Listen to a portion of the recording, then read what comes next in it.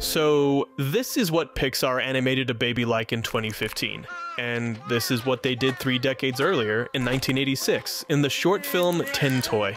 As you can see, the animation of the baby is a bit creepy, and that makes sense because, you know, animating people is hard. It was a much more organic kind of character.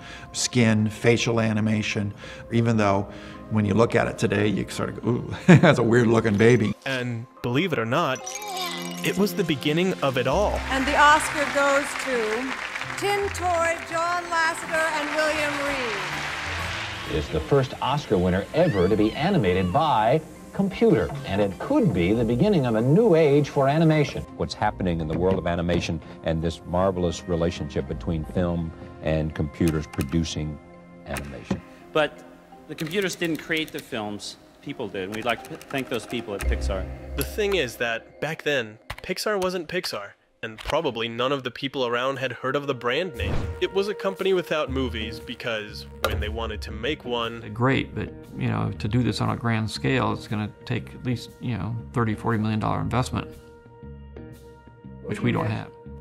If you don't live under a rock, you'll know this guy. But you might not know that he was the one who founded Pixar. It was just then that it was not known as Pixar, but as the graphics group of Lucasfilm, which, due to its low profitability and the economic crisis Lucas was going through because of his divorce, ended up being bought by Steve Jobs, and renamed as we know it today. And Ed told me about his dream, which was to make the first computer animated feature film someday. And we bought the computer division from George. This time, it was no longer just a team of techies looking to explore CG effects, but trying to fulfill that dream of making movies inside a computer. We don't view ourselves as a technology company. Our product is content. We're an entertainment company, and all this technology really is just in the service of the storytelling. Right. But okay, I know I started this video talking about how hard it is to animate humans, but there's already a ton of people talking about that, so let's switch it up and talk about something different.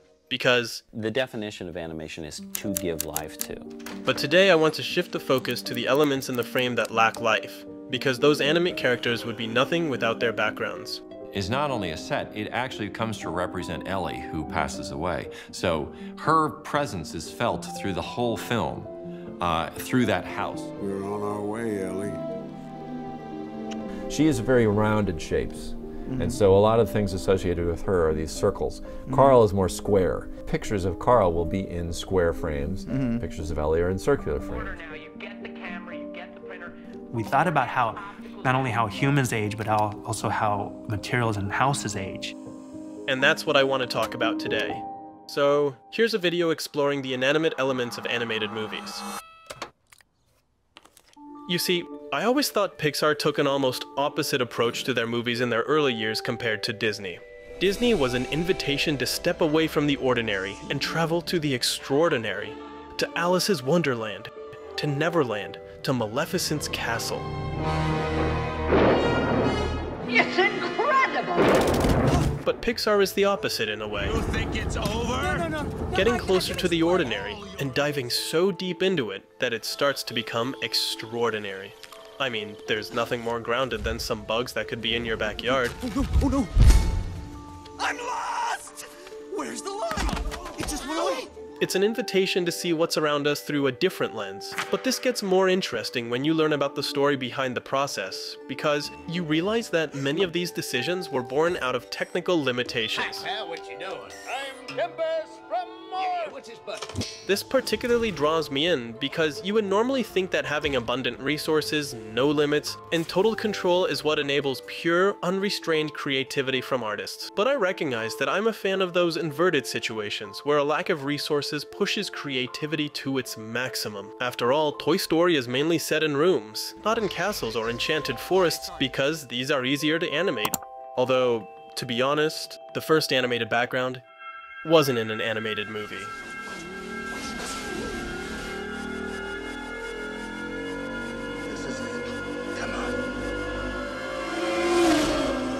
Technically, you know, it was the first movie to use computer graphics extensively. Tron was one of the first films to have more than 20-some minutes computer-generated footage. At the time, it was an innovation that was difficult to stomach. You know, I think the word for that kind of stuff used to be neat.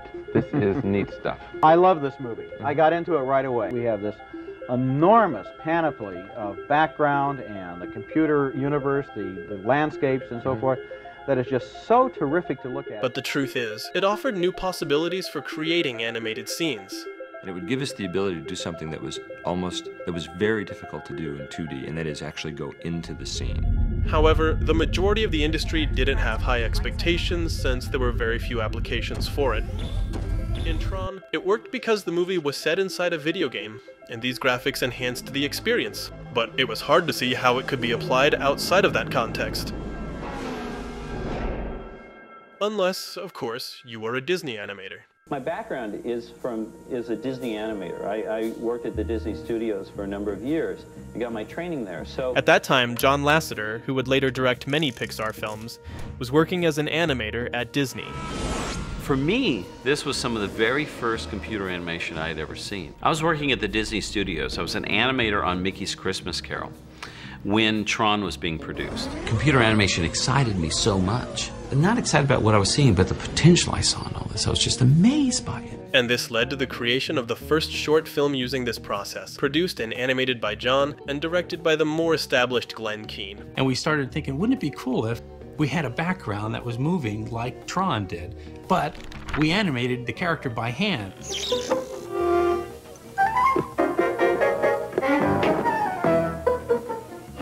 What you are seeing is that first test, a short film adapting Where the Wild Things Are.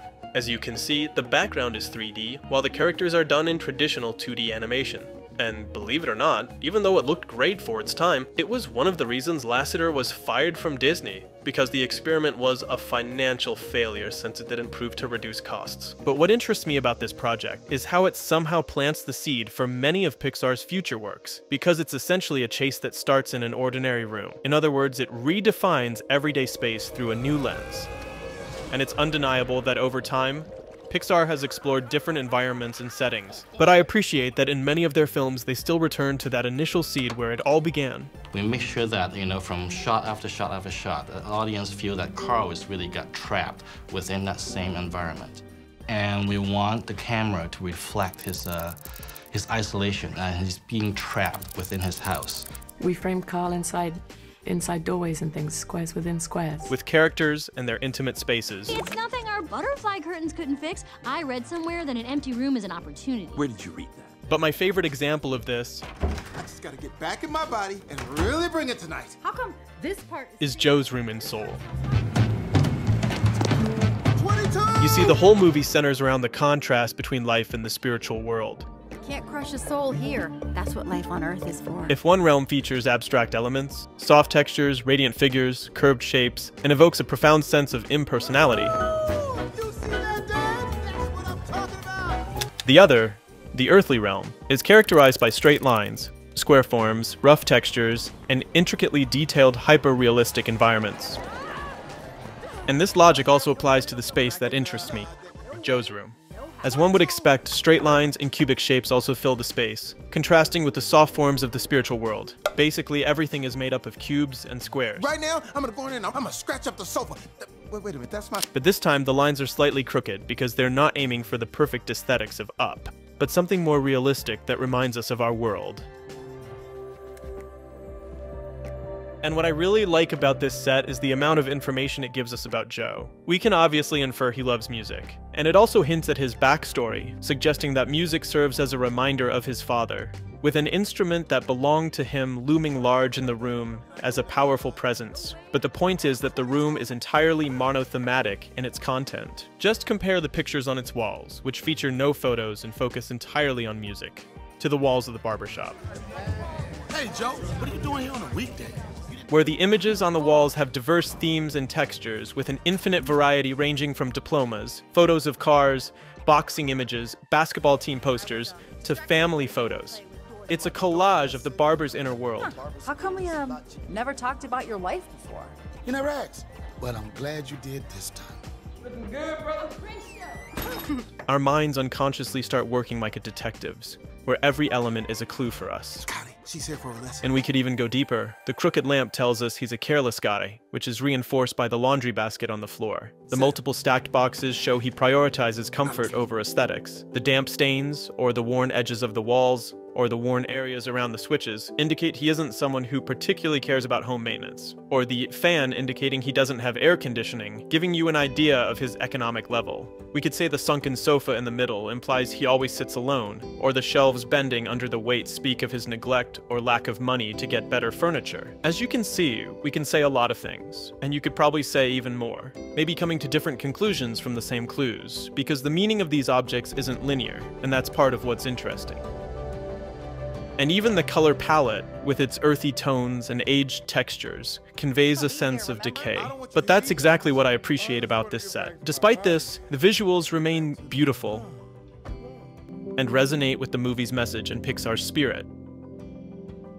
Seeing reality through new eyes. It doesn't matter if they are toys, your closet door, bugs, or a leaf falling onto your hand.